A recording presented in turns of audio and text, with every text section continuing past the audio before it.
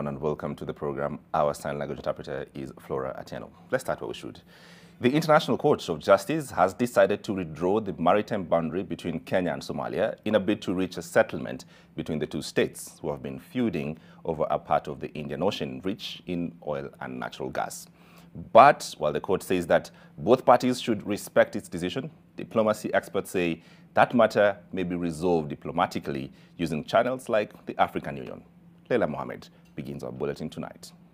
Allowed Kenya to submit. After months of combing through both oral and written submissions brought before it, the International Court of Justice, ICJ, delivered what it believes is the best solution to a long-standing feud that has seen neighbours go at each other over who owns the rights to an exclusive part of the Indian Ocean. The court therefore concludes that the maritime boundary beyond 200 nautical miles continues along the same geodetic line as the adjusted line within 200 nautical miles until it reaches the outer limit of the parties' continental shelves. The court now gives a new direction in which the maritime boundary should lie within a 200 nautical mile radius that, according to it, best suits the interests of both states and will not violate the rights of any party. The starting point of the single maritime boundary delimiting the respective maritime areas between the Federal Republic of Somalia and the Republic of Kenya is the intersection of the straight line extending from the final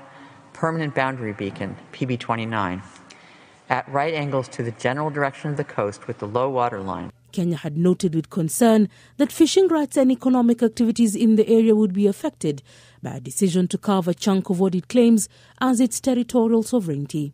Kenya's arguments on the 1927 agreement between Italy and the United Kingdom that states that Kenya extends on the coastline adjacent to the high seas to a line 12 international nautical miles seawards, commencing on the straight line joining Diwa, Damaskia Island and Kiungamwina Island at the point at which this line is intersected perpendicularly by the median straight line drawn from the boundary pillar 29. The court then recalls that the delimitation methodology is based on the geography of the coast of the two states concerned, and that a median or equidistance line is constructed using base points appropriate to that geography.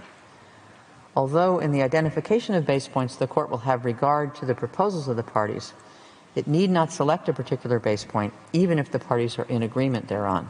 Kenya has withdrawn from the court, citing unfair process, and also states that it will not adhere to the ruling of the court. ICJ will have jurisdiction over Somalia because they are a member.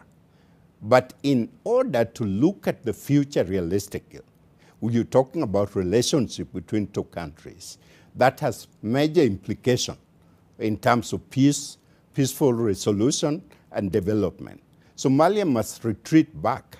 Somali leadership must retreat back and rethink through this whole thing and then engage Kenya diplomatically. In March, a few weeks to the start of oral submissions, Kenya announced its withdrawal from participating, citing the court's inability to give her requests a hearing.